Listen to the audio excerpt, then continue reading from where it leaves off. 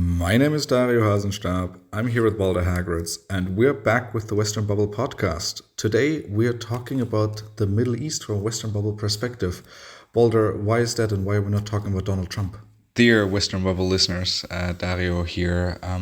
We recorded this episode before the incident that took place in the Oval Office over the weekend between Trump, J.D. Vance, and Ukrainian President Zelensky.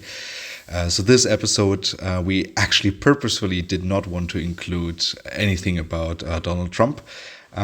So please forgive us that kind of the episode you listen to now will not be talking about this topic. However, we will be recording one on it this week and publish it actually a little bit earlier than next week. So we're very much looking forward to your feedback on this episode, and we hope that you forgive us. Thank you so much. I think it is exactly time to stop talking about Trump for a little bit. I think we've done 3 episodes focused on him now. That's plenty, and it's important not to lose track of the rest of the world, right? Our podcast is about the Western bubble. It's about the West. We're not experts on the Middle East itself, but we know that the West has enormous impact on the Middle East in the past and still today, and it's worth analyzing what is happening there right now. However, unfortunately, we do need to quickly talk about Trump at the beginning of this episode because, and again for transparency, it is the 26th of February. And just today, Trump posted a video on his personal social media platform, Truth Social. And it was an AI-generated video. It looked like it was created by a 12-year-old Elon Musk fanboy. And it depicted what Trump Gaza would look like, right? We spoke about this in the last episode, that Trump said he would turn Gaza into the Riviera of the Middle East. And this is what it would look like, right? And you see Elon Musk coming up in that video once in a while, and everyone dancing, high-risers. It basically looks like Dubai. And the video ends with Trump and Netanyahu laying together at the beach. Truly disturbing on all levels. Yes, I mean, it's a very unpleasant video, and it's not that far away from statements that were made in the past. Having said that, this is exactly what we mentioned last week, right? That we have to be careful with Trump derangement syndrome, in the sense that every time something annoying happens or something unpleasant happens, that we jump at it, because that's exactly what happened during the first term of Trump. Liberals would criticize every little statement, every little thing that he did, every like for an unpleasant post.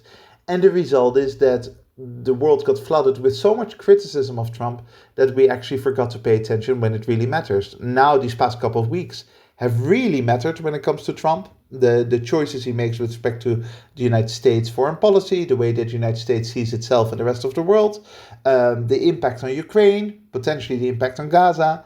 We have to be careful not to start spending enormous amounts of time and energy on relatively small details, such as which video does he like. Symbolically it's ugly, but it's just a like, it's just a repost of something. It actually is not a policy initiative by itself. The Trump derangement syndrome. Have you written about a paper about this yet, so that you will be the father of this term? I wish I could claim ownership of that, but it's something that has existed for quite a long time. I'm just using the phrase in this context, right? And it specifically has been used to criticize those liberal TV channels that during the first presidency kept on going on and on and on, day after day after day, about every little thing that he said or done. Look, we've established that, at least from my perspective, that he is an unpleasant character. We've established that he is having a huge impact on the way the world operates because of his deviation from traditional US foreign policy. We don't need to remind ourselves about our opinions all the time. You've made up your mind about Donald Trump, and let's move on from there. In this regard, I think it's a very good habit that you usually have of not watching anything but only reading about it, because it does remove you a little bit from the immediate action and reaction. If you give yourself, let's say 24 hours to mentally react to something that you've read and not watched. Indeed, we know this from study after study, right? That if you read things, your way of processing is very different. It is calmer, it is less emotional, and it allows you to actually stay away from getting angry, getting upset that easily. That doesn't mean that you take the content less seriously. It just means that you process it differently. And it also, for example, allows you to observe things when about certain characters when they do something positive. For example, there are signs that the Trump administration is now putting pressure on the Pentagon to cut its budget. Well, that is excellent, right? I think that's good news. And the fact that I don't see video after video about Donald Trump means that I can give him credit where it's due, because I don't have his orange face in my thoughts all the time. The orange face in your phone all the time. Well, let's go away from the orange face in our phones and in your ears, talking to the listeners. And let's move to the Middle East. Today we want to talk about three and a half different topics or countries. Right? We will start out with Israel, we will continue with Syria, and we will finish it with how close is the Islamic Republic of Iran this time to the nuclear bomb. Yeah, finish our podcast and the world as it looks like if you follow the media. Yeah, basically, right? I mean, I think we could cut that part short by just asking our listeners to listen again to episode number 2. We spoke about the Iran nuclear deal for the first time, and not a lot has changed since, except that they are this close, right? Very, very. Yeah. So not a lot has changed also since 1981, when that was when they started being this close, really, really close to nuclear weapons. Yeah. But let's start with the topic of Israel, because we haven't actually looked at Israel and at Gaza in a while. Right, we were pretty busy with the U.S. elections in the kind of remainder of 2024.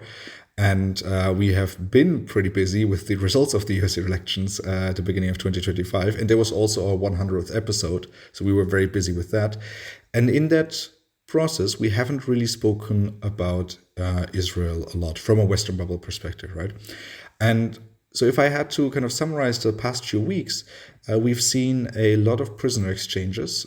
So between hostages that were taken on October 7th in 2023 and prisoners, imprisoned Palestinians that Israel has taken as prisoners over the past few years, but also in the past 2 years, specifically during their military operation invasion of Gaza. And Balder, unfortunately, I didn't follow your advice there, and I watched the videos, right? So I each time I watched how Hamas operatives basically paraded the hostages around before releasing them to the Red Cross. And I must say that when you watch these videos, I do have sympathy for the Israelis who kind of take that bait and become even more angry and enraged at Hamas and the whole topic, right? Because it makes you feel pretty angry, and then I think I understand Israelis who are closer to the topic, who are watching this and are just feeling very enraged, and with this kind of falling victims to the Western bubble. Yeah, it's an incredibly unpleasant spectacle. Again, I haven't watched that many videos for the reasons you mentioned before, but it is a very unpleasant situation, and this is something that's really important to remember, right? In our podcast, I think we've been rightfully mostly criticizing Israel for the past year. The past year, over past year and 3 months, have been incredibly destructive.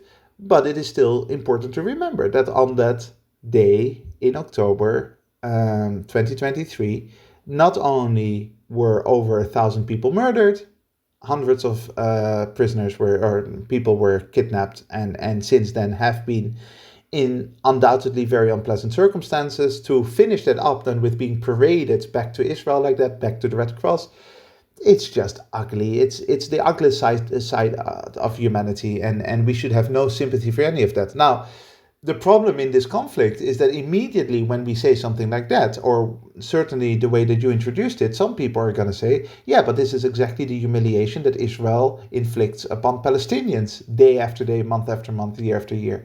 And so it becomes a both-siderism thing again, and some people will unfortunately feel some kind of satisfaction about, oh, now we're getting even, right? This is how we have felt for all this time, and now the Israelis also experience the humiliation that we have suffered through.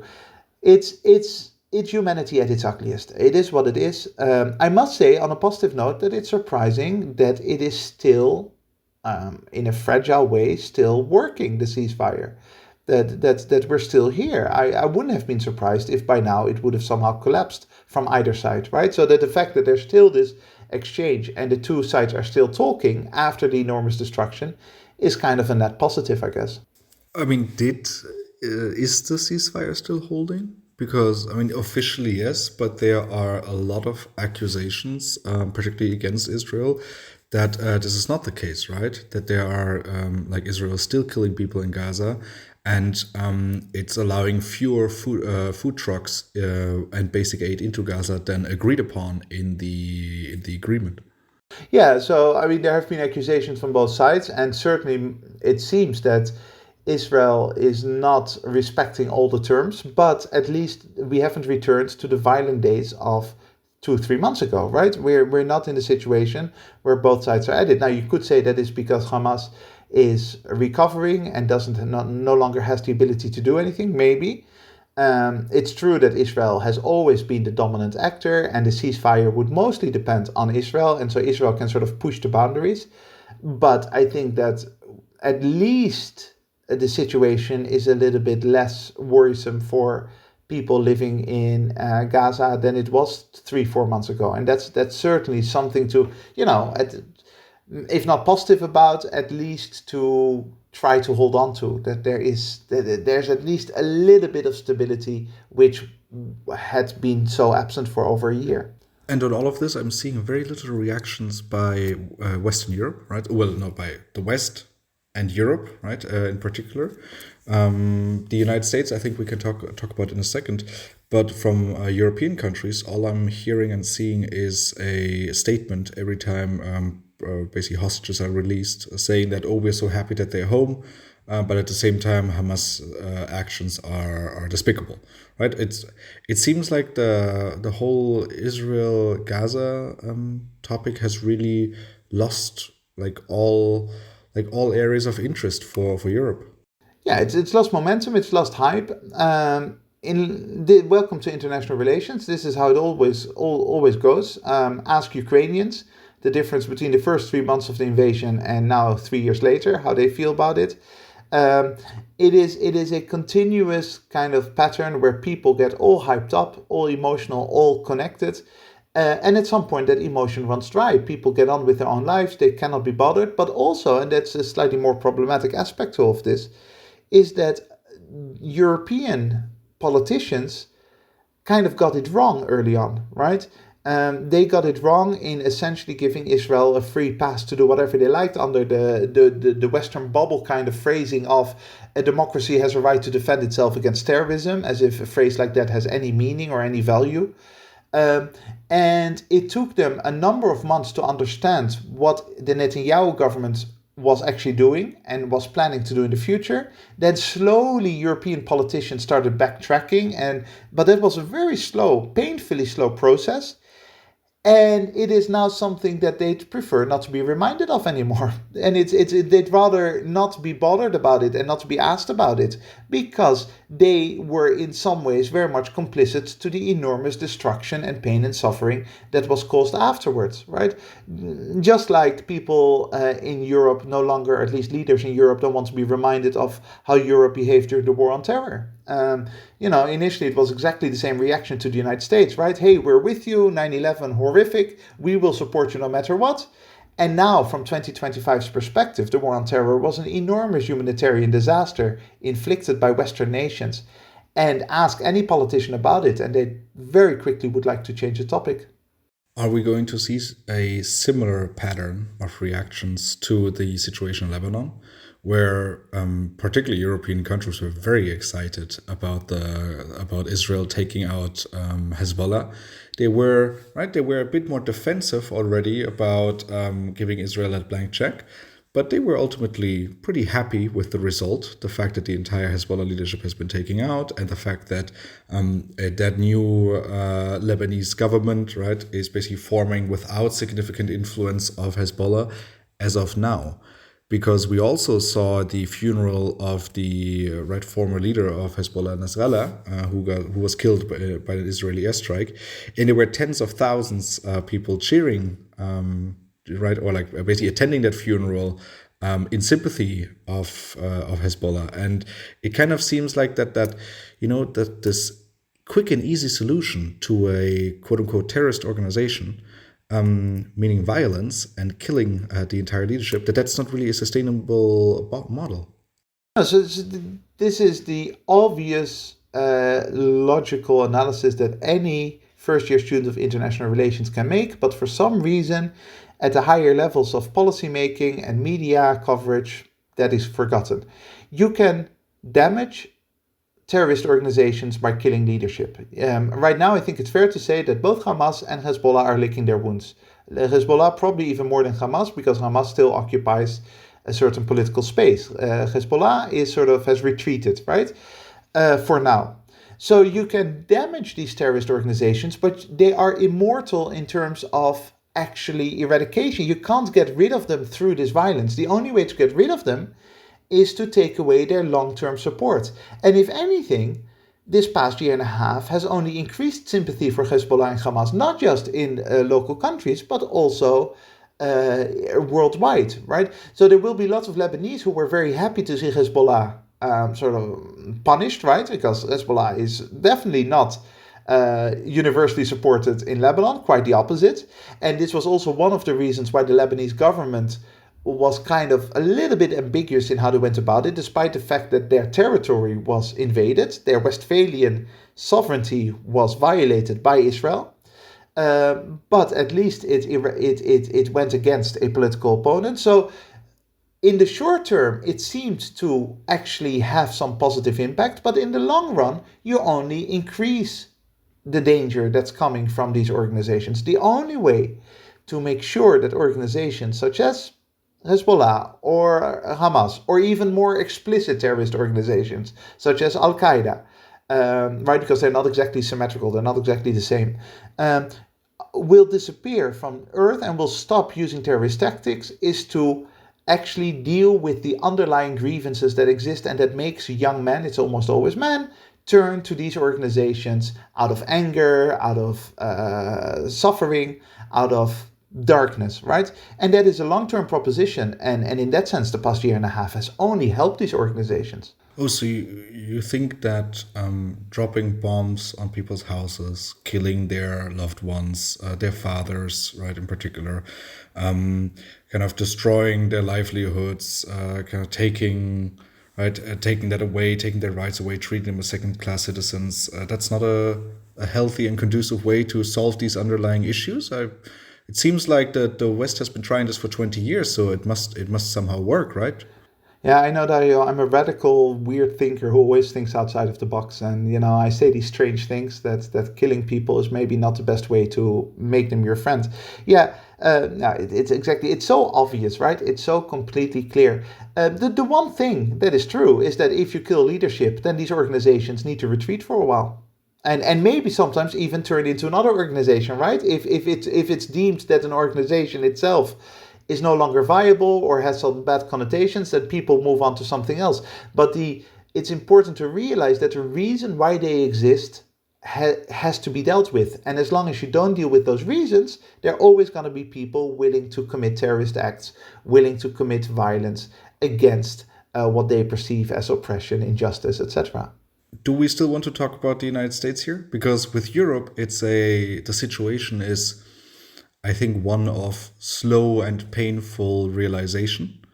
With the current administration in the United States, I think it's the opposite, right?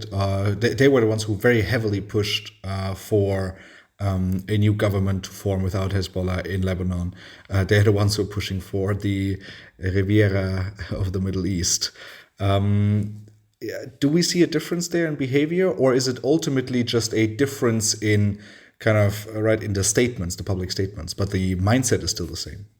Well, no, if you take Trump out of the equation, even then the United States has always been a more active participant in these kinds of things than Europe. In some ways, And with all due respect, because I work with a lot of Europeans who are involved in this kind of policy making, Europeans tend to be a little bit useless. They don't have a particularly strong approach either way. They facilitate, certainly over the past year and a half, they facilitated a lot of the destruction that has taken place, and they're not being held accountable for that because European populations in the end don't really care much.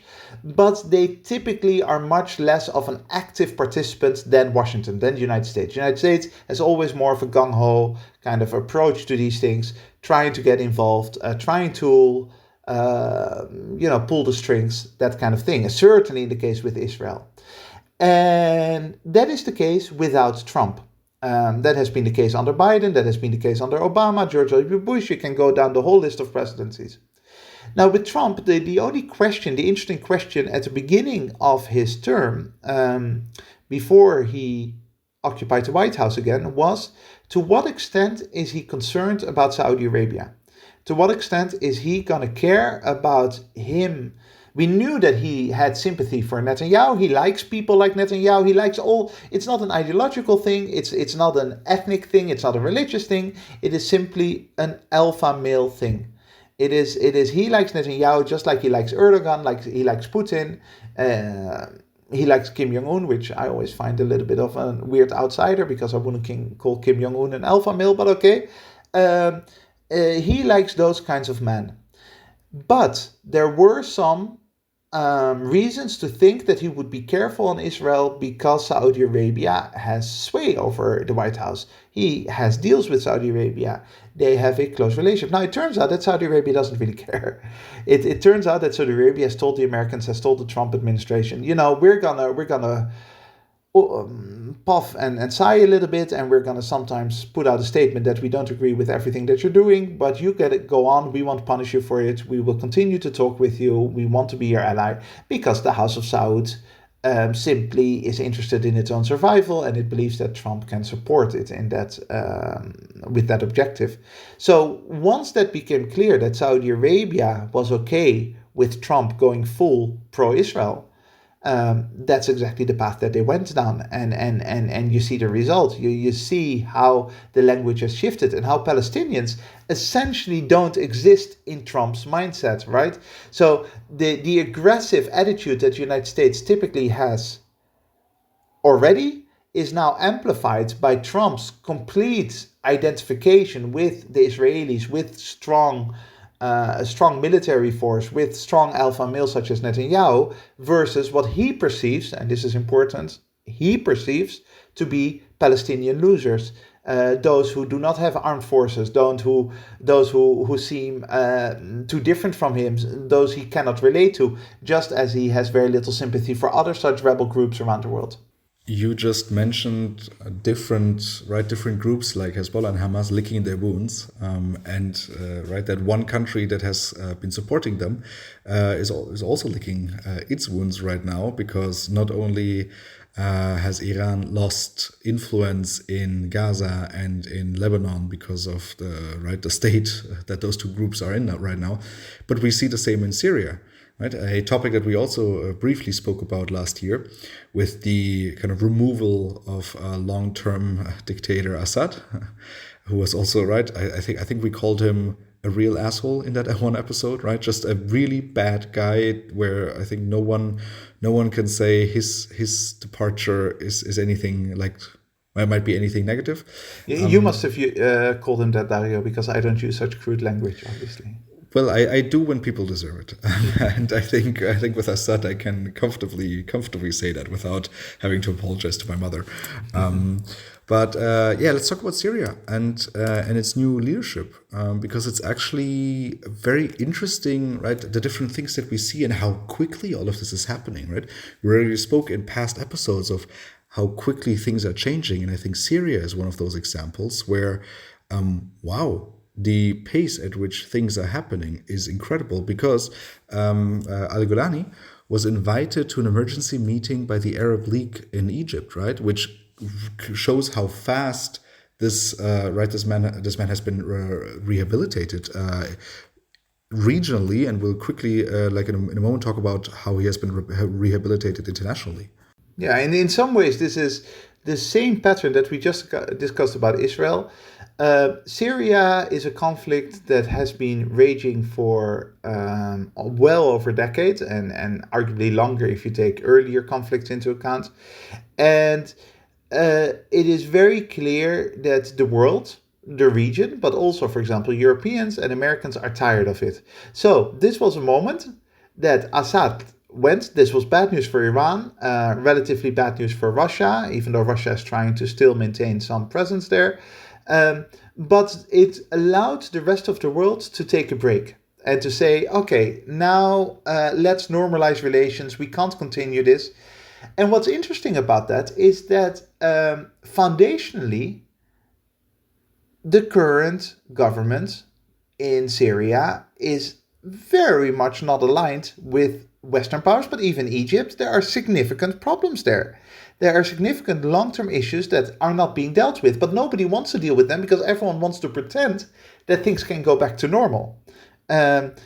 And I must give it to the Syrian government that they're actually playing that game very, very well. They know what not to do. They know not to stir the hornet's nest. They understand that the rest of the world is desperate for an excuse to basically normalize this situation, normalize relations, and that they've got a golden opportunity, therefore, to take control of a country that, by the way, they still are not fully controlling. Let's be clear about that. So credit to them. They're playing the game very, very well. They get integrated into those international dynamics. However, as a policy advisor, I would like to point out that the actual long-term dynamics do not provide a foundation for peace and prosperity. At some point, this is going to come back as a problem, as a source of conflict. This is going to be a geopolitical thing again. But that's not what Western media is writing about. Because what they are writing about is that a few months ago, the German and British, and I think the French foreign minister collectively visited Syria. And there the big upset was not the fact that they went, not the fact that they didn't address long-term dynamics, but that Al-Gulani wouldn't shake the hand of a woman, of the German foreign minister, Annalena Baerbock. That was the main topic that everyone focused on during that time. Yeah, this goes back to that focus on details, right? So we have established that they, just like you could do the same with Iran, you could do the same with Afghanistan. We know about how they approach things and how that doesn't fit into our liberal perspective on the world. And that means, for example, problematic relationship with women, at least from our perspective. Now, however, in the bigger picture, who cares? I mean, it's not that shaking of the hand is not a problem, right? It's something that we already knew, and it just confirms something we already know. Why would we actually spend time on that? Instead of focusing on the actual underlying issues, we look at symbolism, and it's incredibly frustrating. That continues. That is where sort of, if I hate using this word because I still don't know what it really means, but where wokeness shows its ugly side, right? Where it is all about the image rather than about the underlying reality. And this is a very good case of that. Now, what I just find fascinating is that nobody is actually interested in either saying, okay, we now need to learn the lessons of leaving Syria alone, or we need to deal with the problems that the Syrian government / regime poses to us. Yeah, but Walter, 1 second, because you compared this new government in Syria to kind of the Taliban. Well, I mean, there are significant differences, right? yeah, there is, right? But because the Vatican News, they just published an article saying that women and minorities attend the Syrian National Dialogue Conference. I mean, the Vatican seems to be pretty representative of the West, if you ask me, right? And they seem to be fine with the new Syrian government, so why shouldn't we? Yeah. So this is exactly it. We're desperately trying to find signs that everything is going to be okay because we desperately want to avoid creating a new conflict, having to worry about Syria again. We've mismanaged it over and over again. Now we don't want to manage it at all, which in itself is perfectly fine with me. But let's not pretend that Syria is ever going to be an ally or a support to Western policymakers. It's not. No, they don't have to be. But now we're just pretending that everything is fine. And every time there is some kind of sign that women are are sort of benefiting from this new government structure, from the new reality in Syria. We jump at it, and every time that you actually look at the foundation of the country and the government, that shows that actually this is not in any way a reprieve for women from a liberal Western perspective. We ignore it. That's how we work because we don't want to think about it, and it's rather unpleasant, but it is how the West works over and over again. This always, well, at the moment, this makes me a little bit angry. Right, the fact that the Western media focuses on not shaking hands, right, that women and minorities can attend this, but that the more impactful things, the things that are impacting everyday Syrians in Syria, are not being talked about, right? And this is one of the moments when my quasi-pacifist right self comes out. Because the West could do something, right, that doesn't support that government in any way, shape, or form, right? It doesn't legitimize them, and so on and so forth, right? But it would actually help Syrians, and that is maybe send some troops, some material to Syria to actually help them with ammunition that hasn't exploded, and that's killing on average somewhere between 20 and 30 people in Syria every week. Right, and the fact that, first of all, that number isn't really being reported on. That's one of the experts that I follow on social media on Syria. He's the one who reports on this, but that you won't hear about this in the mainstream media. Can't believe I'm using that term. Right, so that's the case, right? That's a real problem. That's something that everyday Syrians are facing. A lot of them are dying because of it.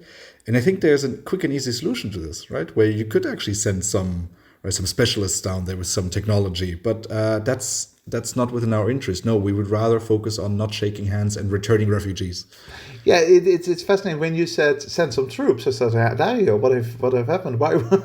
I thought the whole Western bubble was about not sending troops, but then you followed it up with basically arguing for anti-landmine experts and that kind of thing. Yeah, so this is over and over again the thing, and the same could be applied to Iran. The same could be applied to Afghanistan.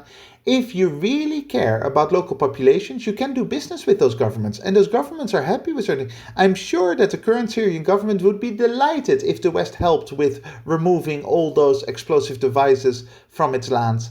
If they were, to de-landmine, if that is a word. It's not a word, but I'm just making it a word. De-landmine the country, de-bomb the country. Those are things that everyone wants. But of course, that is expensive, that is tricky, that is politically sensitive, and so the West doesn't do it. It's much easier to leave this issue hanging, to ignore it for now. And here is the really, really upsetting thing. At some point, it is going to be useful again for the West to pinpoint at these issues and to say this is a reason to start intervening into Syria again. At some point, the word human rights will become popular again when they want to apply to Syria, and it becomes a door that can be opened in order to militarily intervene, try to overthrow the regime, etc. That moment will be the moment that the current government becomes too close to, for example, Russia, or becomes too aggressively anti-Western or something like that. So that is the dark side of the Western bubble, right? Not really caring about the local population, but invoking human rights abuses and those kinds of things when it is geopolitically convenient. Exactly, right? When it's geopolitically convenient. But when, for example, Israel moves into Syria with tanks and regularly bombs Syria, then the West is quiet. Right, because al-Golani actually kind of demanded the departure of Israeli troops from Syria, and as a response, the Israeli military bombed military targets in southern Syria outside Damascus just hours right after he called for it. What a coincidence! I mean, we've talked about how Israel has completely ignored and just almost forgotten about any international rules and just violates Westphalian territory left, right, and center whenever it's in their interest. And it's absolutely fascinating how Western countries are basically pretending that that's okay, that it's not happening. You know, how is it possible that in 2025 we live in a world where a country that is not being attacked by another country just drives into another Westphalian territory, occupies its space, bombs left, right, and center, puts military bases there, and nobody cares about it. It is a bizarre situation, and it just shows how hypocritical and ridiculous the West has become in this regard. But maybe the West will move on Iran, because Iran is this close, Balder, this close to developing a nuclear bomb. Yeah. That's very worrying news. So, I mean, maybe we need to start building our nuclear shelters and all that. I've been mentally preparing for this since 1981, because in 1981 the first report came out that it was this close. So now we're really this close. Come on, this is complete. How often have we heard these stories? Look, there might be one day, it might be tomorrow, it might be 10 years down the line, that we actually get news from Iran itself that they've developed nuclear weapons. That's absolutely a possibility. They deny it. They've continuously said that it goes against their faith, but that they might come. It has worked for North Korea. It might work for Iran. But until that day, it is insane how often these stories repeat themselves. I mean, this could be a cut and paste story from 2016. It could be one from 2002. It could be one from 1995. It could be one from 1983. It doesn't matter. These stories have come up over and over again, and it's just insanity. It's just repeating the same thing over and over again. Yeah, but Boulder, 1 second, aren't you? I think you're being a little bit too harsh, because since November of 2024, Iran has increased its uranium that has enriched up to 60% by 92.5 kilograms. That's a lot, and that's very small. Like right, and this article here says it. That's a very short, like technical step away from weapons grade levels of 90%. Here, it's really good not to be an expert on nuclear weapons, because I've got no idea whether 92 kilograms is a lot or not, and I don't care, because these claims were made over and over again in the past. First of all, the way I understand it, having weapons-grade uranium doesn't mean that they're actually going to have weapons. It means that they've got weapons-grade uranium. I think there's a very reasonable analysis that says that Iran uses this to extract concessions from the West, like the threat, right? And the West sort of all the time steps into it, like, we have to be careful, we have to limit Iran. Okay, we're willing to lift some sanctions if you reduce your uranium production. We're willing to give you something in exchange for something else. I'm telling you that until the day that Iran itself declares that it has nuclear weapons, or there is complete, clear and convincing evidence that they have from the outside, not some whether they've got weapons grade uranium or anything like that, but that they actually have nuclear weapons that can be used in a military, aggressive, destructive way. Until that day, I'm not interested, because we've been here over and over again, and my head hurts from repeating this kind of thing over and over again. What is really interesting to me is how accurate those numbers are, because it shows that the International Atomic Energy Agency still has access to Iran and regularly monitors this, because again, if you wanted to do this in secret, you would obviously not invite the agency to regularly report on how much near weapons grade uranium you have, right? Well, I can absolutely, but I can only repeat the case of Iraq, right? The UN was present in Iraq with their search for weapons of mass destruction in 2001, 2002. Over and over again, the UN said, this is what we found, and it's basically nothing. There are no weapons of mass destruction except for this, this, and that. The United States invades based on the idea that Iraq is developing weapons of mass destruction, whether it's nuclear or chemical or whatever. Afterwards, what did they find? That the UN knew exactly, correctly what was present in Iraq. It is fascinating, right? These countries, Iraq in 2002 or in 2003, Iran now, and over the past 40 years, have been completely monitored and very accurately it has been predicted what they can and cannot do. How come that we sort of try to ignore that and try to create a narrative that Iran in the future is going to kill us all? Now, I'm still fascinated by the by the speculation on behalf of people like Kenneth Waltz, a famous IR theorist, that it actually wouldn't be that bad for Iran to develop nuclear weapons because it would create some kind of stability. I don't know where my position is in that debate. I think it's an interesting thought process, but nuclear proliferation as a general rule is probably not the right way to go. However, at a very minimum, can we stop repeating this process over and over again? It's stupid, it's silly, and the media should know better by now. Well, luckily, we have recorded an episode, actually 2 episodes on nuclear proliferation. So I do invite all of our listeners to go and listen to them, because I remember making an argument that nuclear weapons actually make the world a little bit safer. No, and that is a very serious and interesting argument. I find it difficult. I mean, sometimes I just don't have a strong opinion because I can see both sides of it, and it's the answer is somewhere probably in the middle.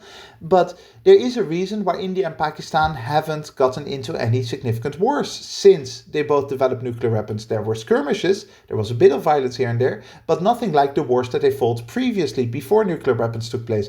There's a reason why things have stabilized around North Korea because it has nuclear weapons.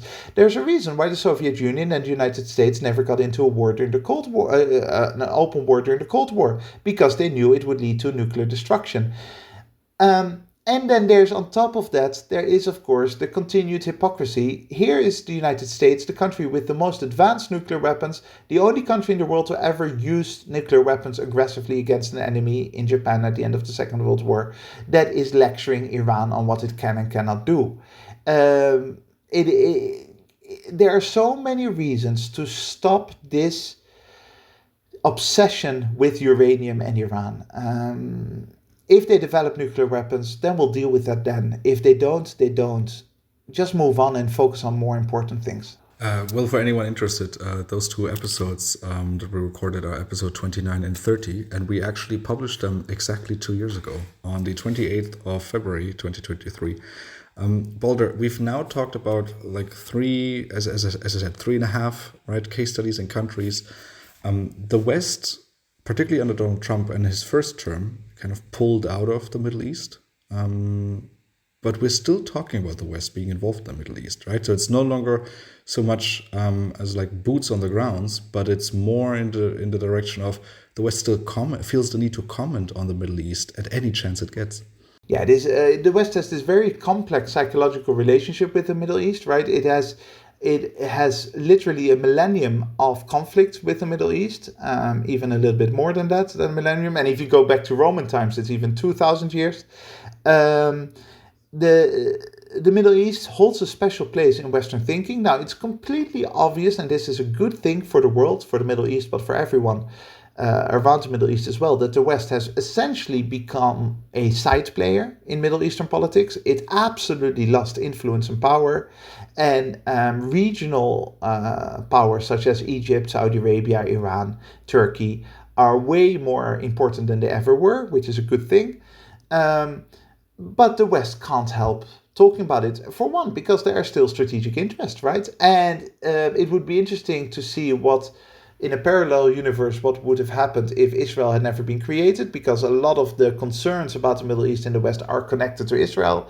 But even if you take that aside, Europeans and Americans have this very unhealthy obsession with the Middle East and with trying to interfere in those local societies. And I think it's not going to be easy to take that out of our psyche because we grew up like that. It's maybe not nature, but certainly through nurture, we are told that the Middle East is our backyard and we have some kind of divine right to have opinions on it and to be active there. This seems like a great moment to end today's conversation on the Middle East and the Western bubble. If you have any questions, comments, or you heard a mistake that we've made throughout the episode, please make sure to send us an email to thewesternbubble@gmail.com, and we will try to incorporate them into our following episodes. Thank you very much to the listeners for joining us today. Make sure to join us again next week when we burst the Western bubble. That is it from my side. Balder, which closing quote did you pick for us today? Well, talking about this obsession that the West has with the Middle East and the very unhealthy tendency to interfere when they should just stay out. is, of course, very nicely represented in Orientalism, the book by our good friend Edward Said. And I say good friend because we've quoted him in the past. And specifically, I thought this was a suitable quote for today's episode. It goes, "In newsreels or news photos, the Arab is always shown in large numbers. No individuality, no personal characteristics or experiences. Most of the pictures represent mass rage and misery, or irrational, hence hopelessly eccentric, gestures. Lurking behind all of these images is the menace of jihad. Consequence, a fear that the Muslims or Arabs will take over the world."